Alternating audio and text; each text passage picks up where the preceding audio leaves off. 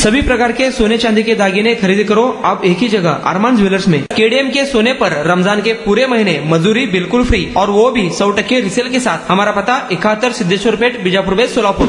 काल कोथरूडमध्ये काही युवकांनी बेदम मारहाण केली, परंतु आरोपींना वाचवण्यासाठी काही राजकीय नेत्यांनी पोलीस स्टेशनला फोन केले। त्यानंतर पोलिसांनी बघ्याची भूमिका घेतली। शेवटी पोलीस आयुक्तांना फोन केल्यानंतर गुन्हा दाखल झाला। राजकीय नेत्यांच्या फोनमुळे या गुन्हेगारांना मस्ती आली आहे। शास्त्रीनगरच्या चौकात महिला दिनाच्या दिवशी श्रीमंतांच्या पोरांनी महिलांसमोर लघुशंका केली। ही मुले दारू पिऊन कुठून आली या सगळ्या बाबतची माहिती बाहेर काढली पाहिजे। काल मोमीनपुरामध्ये देखील मारहाण झाली। ज्या व्यक्तीने मारहाण केली त्याला पोलिसांनी पोलीस स्टेशनमध्ये बसायला खुर्ची दिली। ज्याने मार खाल्ला त्याला बाहेर काढलं। त्यानंतर आरोपीने एक कॉल आणि विषय सॉल्व अशा प्रकारची पोस्ट केली। त्या पोस्टमध्ये राष्ट्रवादीचे शहराध्यक्ष यांचा फोटो होता। मग नेमके पुण्याचे पोलीस करतायत काय हा प्रश्न पडलाय। काल कोथरूडमध्ये ज्या युवकांना मारहाण केली आणि त्यांच्या नाकाचं हाड तुटून सुद्धा बरगडीला मार लागून सुद्धा पोलिसांनी कुठलीही कारवाई करताना दिसली नाही आणि त्याच्यामध्ये राजकीय नेत्यांचे फोन पोलीस स्टेशनला वाजत होते आणि वाजल्यानंतर पोलीस बघ्याची भूमिका त्या ठिकाणी घेत होते। काल पोलीस आयुक्तांशी बोलणं झाल्यानंतर पोलीस आयुक्तांनी आदेश दिले आणि संबंधित लोकांवर रात्री गुन्हा दाखल केला। म्हणजे पोलीस कोणाची वाट बघतात, कोणाचे फोन येतात ह्याची चौकशी न करता ज्याच्यावर अन्याय झाला त्याला कुठेही न्याय मिळताना दिसत नाही आणि ज्यांनी फोन केले त्यामुळे हे सगळे गुन्हेगार लोक मस्तीत आलेत आणि सर्वसामान्य लोकांना रस्त्याने जाताना लोकांना सुद्धा मारहाण करतात। अशी या पुण्यनगरीची परिस्थिती झाली। तसंच त्या शास्त्रीनगर चौकामध्ये BMW गाडीमध्ये श्रीमंताचं पोरग उतरत आहे।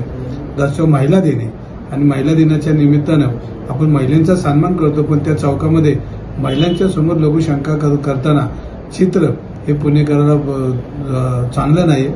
ज्या महात्मा ज्योतिबा फुले, सावित्रीबाई फुलेंनी या पुण्याची उंची एका जगामध्ये नेली, त्या पुण्याच्या महिलांच्या दिनानिमित्त अशा पद्धतीने वागणाऱ्या लोकांना शासनाने कडक कायदा केला पाहिजे। ही मुलं दारू पिऊन कुठून आली, कुठली गाडी चालवली, कुठून आली याची सविस्तर माहिती घेऊन संबंधित लोकांवर यांनी गुन्हा दाखल केला पाहिजे। कालच मोमीनपुऱ्यामध्ये एका हातगाडी व्यावसायिकाला तिथल्या गुन्हेगारांनी मारहाण केली। मारहाण केल्यानंतर तो पोलीस चौकीमध्ये गेला, पोलिसांनी गुन्हेगारांना खोडची आणि जो व्यक्ती त्याला मारहाण केली त्याला बाहेर, अशी परिस्थिती। आणि त्याच्यामध्ये त्या मुलांवर काहीच कारवाई झाली नाही। त्यानंतर त्यांनी एक पोस्ट व्हायरल केली, एक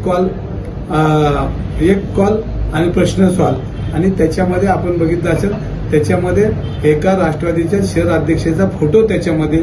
आणि अशा पद्धतीने गुन्हेगार जर व्हॉट्सअप आणि फेसबुकवर अशी जाहिरात करत असेल तर पोलीस काय करतात हा महत्वाचा भाग आहे। आणि तसंच खेडमध्ये बी एका युवकाला मारताना दिसतं, तर पुणे पोलीस गृह खात्याने याच्याकडे लक्ष दिलं पाहिजे। पुण्यात जर वाढत्या पुण्याची परिस्थिती जर अशा पद्धतीने असेल तर त्याला फौज पाटात सगळी यंत्रणा ही गृह खात्याने पुरवली पाहिजे।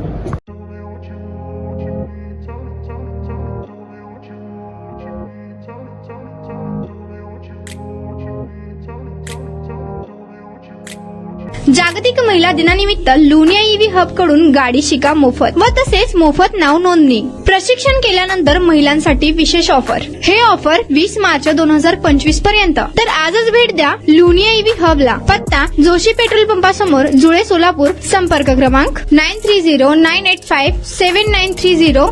दुसरा क्रमांक 7507886648।